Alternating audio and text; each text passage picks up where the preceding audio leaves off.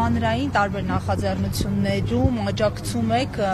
քաղբանտարկյալներին, նաև այսօր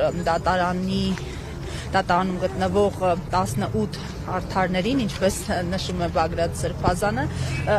երբեք ակնկալում, որ այս շղթան կընդհատվի եւ հայը իր հայրենիքում իր մտահոգությունների համար չի հայտնվի կալանավայրում։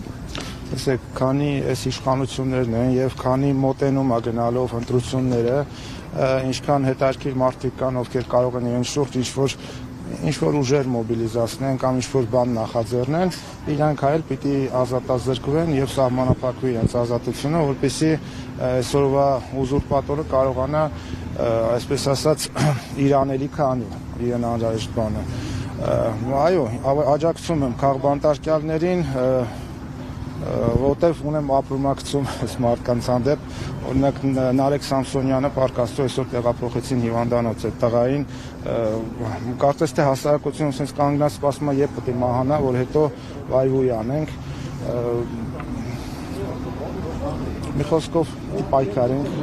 Որպես պատերազմի մասնակից Դավոսյան երախտագիտության այսպես ներփողներին ինչպես եք վերաբերում